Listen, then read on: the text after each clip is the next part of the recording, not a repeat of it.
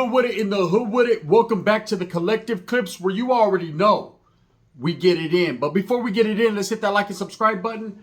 Ding. Put your notification bell on all, so that way you're directed in the direction of the dope content I'm kicking. And I highly appreciate all the support. We're going up on this channel, and it's all because of you. And for that, I can say I'm very humbled, but even more so, I'm appreciative, man. I know I couldn't do it without you.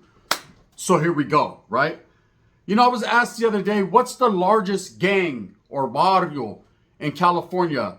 And man, no matter how you cut it, slice it, dice it, flip it, reverse it, there's always going to be those that say, my barrio's deeper, or my barrio's deeper.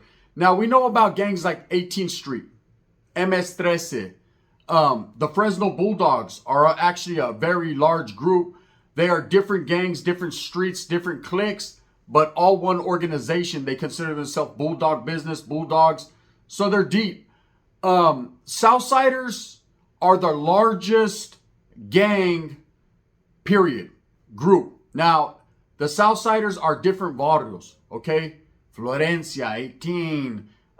Shit, we could sit here all day and all night just talking about different barrios, old school ones like Evergreen and White Fence and Primera Flats. And then we could talk about some of the newer ones, even the Tagger gangs that actually transitioned in the late 90s into Southsiders, representatives. But then you have a group called the Upstate Sureños or Southsiders. And they are guys that are from Bakersfield on back. They are considered Sureños that, albeit are from Northern California, they fall under the same flag as those from Southern California, which are the founders and the guys who first started pushing that movement. Now, I myself have an extensive, history with Upstaters. And the Upstater label was probably just came out in the last, I'd say 5 years. Maybe they were calling themselves that before that, but I had never heard it. I actually didn't hear the Upstater label until I started seeing album covers with basically Southsiders that were repping cities like San Jose, Vallejo, Richmond, Santa Cruz, Atwater, Winton. When I seen these guys, having rappers and making albums, then I seen the Upstater label start to be pushed out there. And of course, the Upstater label is just another way of saying Southsiders from up north, Northern California. It's kind of a disrespectful term, and they live upstate. I've even heard Vatos say, hey, downstate. And there's no such thing as downstate, right? It's Southern California, it's Northern California, however which way you want to say it. But the Southsider presence in Northern California has always been there, okay? When Sureños and Norteños were labeled, and there's a deep history, and there's a lot of people that tell the history different. The historia I know about the start of North and South, is going to be different from probably what you know. But I can give you my take on it. The first time that I ever heard of a Sureño calling himself a Southsider or a Sureño was in the Youth Authority back in the early 80s. There was an individual who actually was flying a blue paño, considering himself a Southsider. He was approached by an individual from a popular prison organization and asked, who was he? What was he about? He said he was a Sureño and he was representing the South, right? That was the first time I ever heard of it. Of course, the Norteños came along in the early 80s, and there was an immediate rivalry there. And of course, we all know how that ended up. They chose sides. They aligned themselves with certain organizations, and it goes on from there. There was a lot of blood that's been spilled, a lot of guerra, just a lot of back and forth. Now, Southern California is a different type of beast, a different animal. In Southern California, you don't have a Norteño presence. There never has been, and I personally don't think there ever will be, unless there's some type of unity. There's some type of paloma or huila that goes out saying, hey, cease and desist on all arm play, all gun play. It's all love, right? And then you quite possibly might see Northerners able to wiggle in the LA, in the Southern California, IE area with embracement. But until then, yes, there are vatos like myself that go visit Southern California. I got family from Southern California, but there's no barrio that represents the north in Southern California. Now, when it comes to Bakersfield, which has traditionally been the line, right? The linea. Once you pass Bakersfield on back, past that grapevine, you're in the sur, right? Bakers or Delano on up is considered Northern California, and there's Norteño barrios. I have heard lately that Norteños have been able to establish in Bakersfield. Now, I remember when I was doing time in the Youth Authority, the 805, old school 805, Bakersfield, that whole area right there, there was no Norteño presence. Okay, period. Or at least I hadn't heard of it. Now I hear there's barrios such as Northside Bakers and all this. And again, no disrespect to the Vatos in Bakersfield. They're going to get in the comments and be like, Charlie Holmes, Vatos ain't here. I don't know. Hey, the Norteños say the same thing in Stockton, Sacramento about Southsiders. But I know for a fact there was Southsiders in Sacramento back in the days. 47th Street, Howell Park, other gangas. And of course, there was Playboy Sureños and a couple other Vatos in Stockton. So, you know, we used to do the same damn thing. Ain't no fucking Southsiders in Merced because we felt the disrespect like we were being invaded or there ain't no way possible. But quietly as it's kept, there was a way and it was possible. They were there. Now, cities like San Jose, Santa Cruz, Atwater, they've had a Sureño or a Southsider presence for decades, right? When the Norteño push started, the Southsider push started in San Jose. Norteños are the majority, will always be the majority in cities like San Jose, Salinas, but there's a presence and it's becoming more focused on now. It's actually becoming more popular to be a Southsider in Northern California, to be an upstater. And that leads me to this content, you know, this video. I was asked, what's the largest gang in California and who's making the most noise and who's got the biggest numbers? Well, of course, that all depends on your geographical area. If you're in Fresno County, Fresno, no doubt about it, it's going to be the Bulldogs. Are there Southsiders in Fresno County? Absolutely. Sanger Sureños. There's other little groups. Are there Norteños? Of course, the West Fresno Norteños have actually been around pre-Bulldogs. They've always been there. You know, you got Colinga, you got Huron, you got a few little other towns that have Norteños, right? Even Fresno, on the east side, you'll run into a couple. But when you think Fresno, you think Bulldogs. They're the biggest group. They hold it down. And I've always told people, if you go into Fresno, man, be aware that you'll get your ankle bit by a perro chato. It's just what it is. Now, in Southern California, you already know what you got. You're going to have Crips, Bloods, of course, Southsiders. There is no Norteño presence. It just has never been, and that's just the way it is. Now, in Northern California, you have a mixture, okay? You don't have necessarily too many Bulldogs past the Fresno County area. You will find some of them in different various cities. But as far as establishing barrios and all that, it ain't going to happen, right? Or it hasn't happened. At least that's what I know of it. But there's Norteños in each city in Northern California. And there's probably a Southsiders in almost every city. And that's just the way it's been. But the gang or the group that's making the most noise or actually accumulating numbers more rapidly than any other gang are going to be the Upstate Southsiders in the Bay Area. Facts. Oakland, you know, has a big, heavy presence now of Sureños. They've always had Southsiders, but they're actually becoming more noticeable or more mainstream, meaning they're getting very, very deep. Facts, right?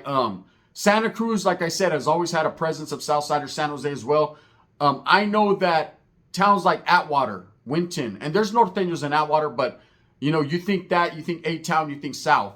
Right? Santa Cruz, I think Southern. Of course, I know the homies from Watson and all the outside areas, Monterey County, Gilroy, all that area. There's going to be a gang of Norteños, but there's Southsiders there too. I said they're making their fucking presence felt. Facts, right?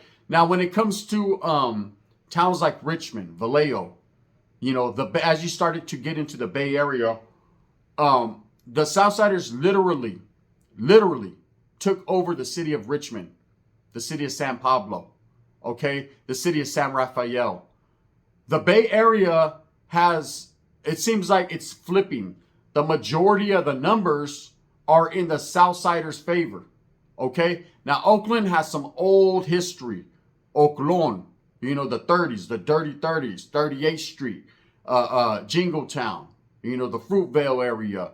You know, just when you think, you know, Oakland, you think Africanos, the brothers, the Acorns. You think you think Border Brothers, the BBs in the 90s. You think all these different things. And you have to be from Oakland to know Oakland's DNA and what it's made up. And Oakland in Northern California is considered a stronghold for the Africanos, all the way from the Black Panther Party to the BGF, who had a big influence. There's never been a very big Crip or Blood influence, if any at all. But the Kumis, the Bay Area, they've wiggled out there. So this is what I think is happening and why the upstaters are becoming the majority and actually pushing their numbers up in cities like Oakland.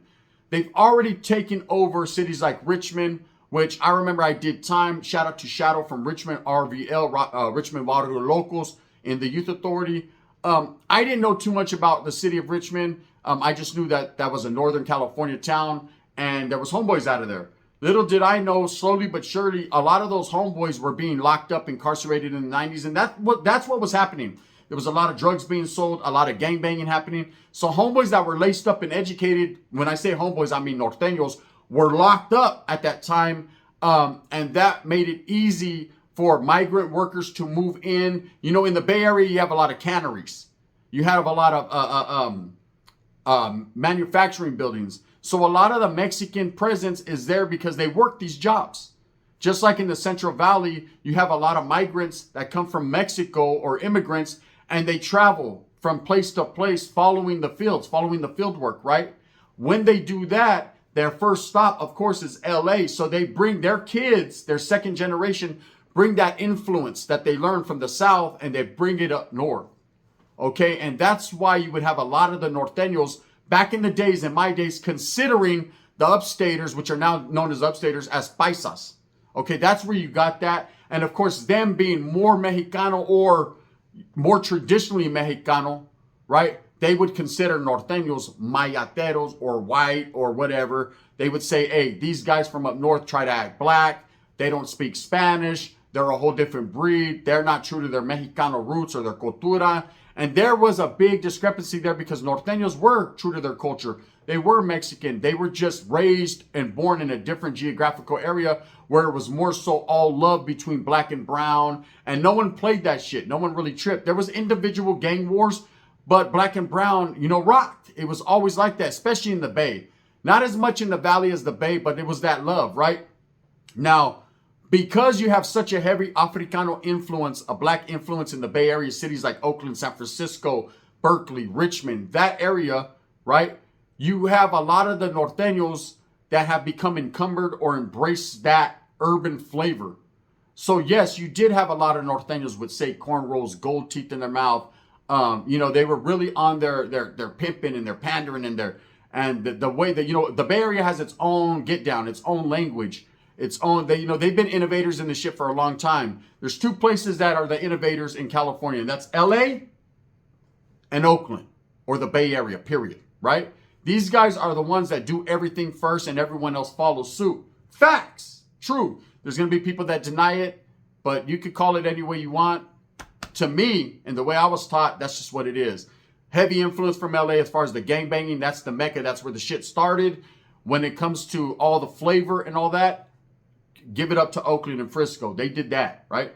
And now it's becoming gelled where a lot of that influence from the Bay Area is leaking off into Southern California, whereas Southern California's influence has already leaked off up to the north. Case in point, Upstate Southsiders, right? So when they were able to establish in Richmond, and literally all norteño barrios, or the majority of them, were shut down or just moved out of the area because they were incarcerated. There was no longer anyone to stand on the front lines. These Southsiders invaded, took over, and the Southerners traditionally have always had the numbers. They always will. Okay, there's more Southsiders than any other gang in the world. They're worldwide. You know, they even got Capone riding a camel in Iran. They're everywhere, okay? And that Southern California influence is worldwide. It's made it all the way to Japan, China, you know, Saudi Arabia. It's everywhere, okay? Now, norteños are becoming a minority in Northern California slowly but surely, and that's because they are traditionally going away from their culture. They are slowly but surely shying away from that culture and getting more urban influence. Okay? Now, there ain't nothing wrong with showing love and respecting other people's culture and embracing it and running with it, and I think it's a beautiful thing, but I also think what's even more beautiful is remembering where you come from and remembering your gente and your people. You can't represent raza and do all that if you don't follow the traditional values of the raza. You know, if you don't act brown, Holmes, you know, it doesn't matter how you look. It's what's in your heart, what's instilled in you, how it's educated. I know back in my days, we were educated, raza first and foremost, respect all those worthy of the cause, no matter what their race or ethnicity is. And I had a lot of white homeboys, and I had a lot of black homeboys, and Asian homeboys, and Usos. Shout out to my Usos, what's up, Sole? And I had a lot of that, but at the end of the day, I knew my people, I was going to stand on that front line with my people, shoulder to shoulder, you know what I'm saying, and throw a boulder. That's just what it was. Okay, that art, that lost art of that education has been lost. People are more focused on barrios and gang warfare and their image and the clout and the social media to focus on, you know, holding it down for your barrio and having pride and a sense of understanding that that's your people, that's where you come from. That's a thing of the past. What I can say about the upstaters is they still hold on to some of those core values, right? And that's why as Mexicanos, more young Chicanos that value that education are leaning more towards the southern side, the upstater side, right? The upstater right now are probably the biggest and fastest growing gang in Northern California. That's just a fact. You know, you could dispute it all you want. I'm always going to have respect and love for the Norteño cause, and I believe the cause is a beautiful thing. But at the end of the day, I don't sugarcoat or add preservatives to nothing. I keep it real. See, back in the days, you would have never seen what you're seeing on my screen. You would have never seen, that would have been all of Oakland Southsiders right there. Just them 6 dudes. Period. That would have been it. They'd have been holding on like In Vogue, holding on like shoestrings, right? Now, they're everywhere. They're starting to be noticed or recognized. They're coming out more. Now, that old saying, and this was an old Norteño saying, you know, we don't see Southsiders. Homes, they only function at night. They only come out, you know, when the sun goes down. The fact is, they're there to come out, right? So when we used to say that, we didn't think like a baboso to realize, hey, homie, they shouldn't even be there in the first place. If you're holding it down like you say you're holding it down, then what the fuck are they doing there to come out at night? They should be out in the morning, the noon, the night, nothing. No lunch, no dinner, no taco truck. But you're starting to notice in cities like San Jose, Oakland, when you cruise through, the Southerners are not indoors. They're out there. You see them. Now, there's going to be some Northerners that are going to fight the feeling and say, Charlie, Holmes, maybe not in my city, and maybe not. Maybe not. But in these bigger cities in the Bay, like Oakland, even Frisco, San Jose, which is considered the South Bay area, they are out there. That's facts, right? I've always respected the Upstater movement because, you know, they are very similar to the Norteños. And even more so similar now, other than colors, on how they bang, right? A lot of them, as you can see in this, you know, in the thumbnail and in my screen right here, if they weren't wearing the color blue, I said brew. So I'm about to get my drink on tonight. If they weren't wearing the color blue, you would think that they were Northerners just by the way they dress, the mannerisms, the way they act. And that's just the Bay Area influence. That's all that is. You see guys like Thumper from upstate, and he has the cornrows and the gold teeth and the diamonds, and even Lefty Gunplay now with the diamonds in his mouth, Swifty Blue, Southern California. That influence is there. That's all Bay shit. And that ain't even originally Bay shit. That shit started from the dirty South, from like Texas. Got to give them the respect. Atlanta, Florida, even Alabama, all them areas, Louisiana, all that gold in your mouth, all that shit, that started from there, leaked off into the Bay. And of course, man, went to Southern California. It's just now hitting like a motherfucker there, right? That's just fact. But the upstaters have always had it, to me, like the Norteños, they've been through some struggles there. It wasn't easy to maintain, so you got to respect them on maintaining. That's why I show a lot of respect to, say, the upstaters. And of course, I give a lot of respect to the Southsiders from down south just because of the cultura. And I, you know, lived amongst them doing time, so I know what it is. And I like to get down, right? And when it comes to, of course, like the Bulldogs, man, I give them nothing but the utmost respect because, man, we're talking about a group surrounded by all their enemigos, homes, and still have a force and a presence felt. Period. You got to respect it.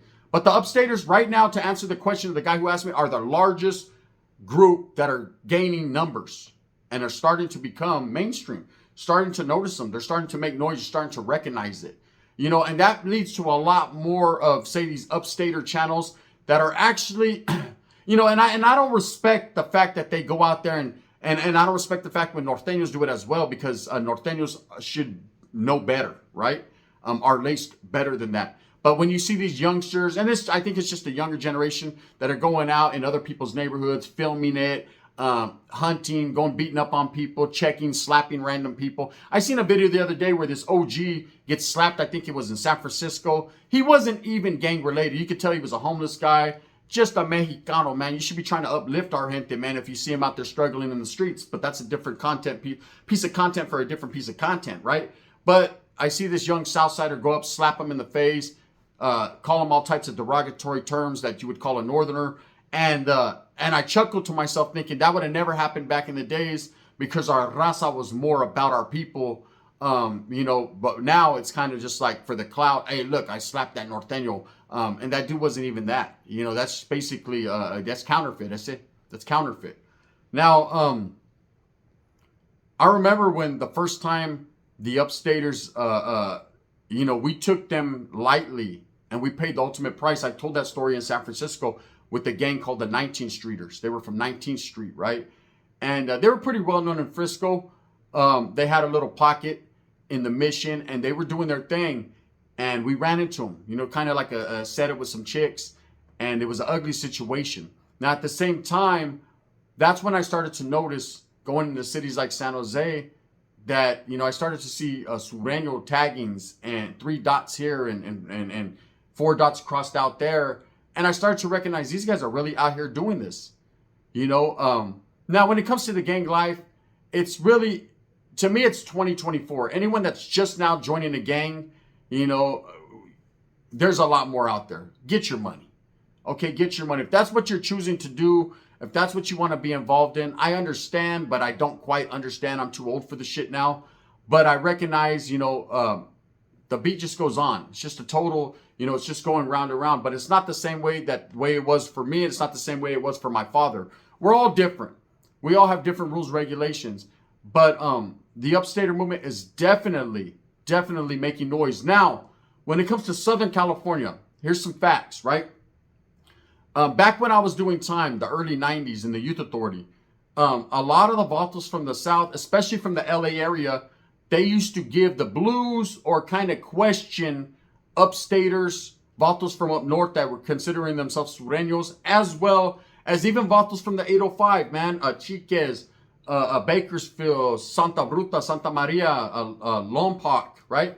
These guys were being questioned. They were considered too far up north. Anything past LA, you weren't with that, right? Now, of course, we all know Santa Bruta, all that area, that is Southern California, period. You can look at it on the map. It just is what it is. So these guys fought harder. Their Ranfla was more stronger, I felt, because not only did they want to disprove and discount these rumors that were going around, they also wanted to show against the Norteños that, hey, homes, we're not part of what you guys have going on. And so there was a lot of conflict, a lot of guerra.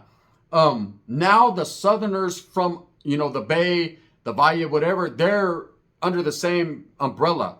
They're respected now. They're no longer called 13 and a half. They're no longer called Sureños del Norte. They're no longer all these, ridiculed for being up north.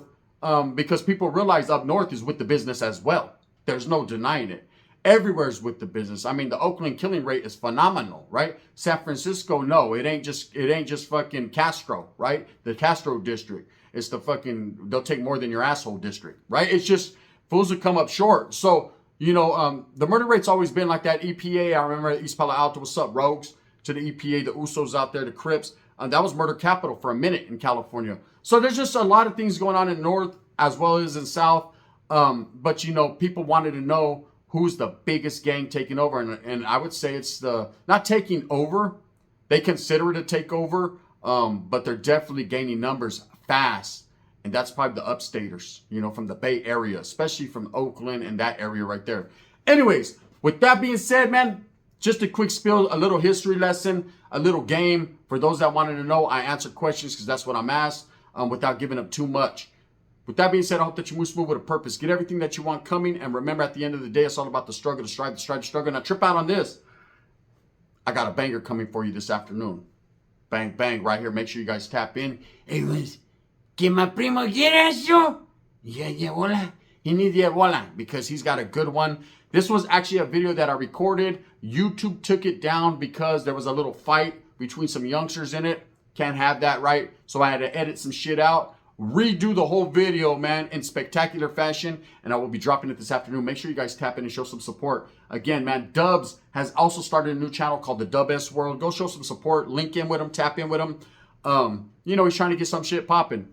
Go help him out, man. To all the other Raza content creators, brothers, everyone that's doing their thing, I support you, whether you like me or not. Can't stop me. Bang, bang.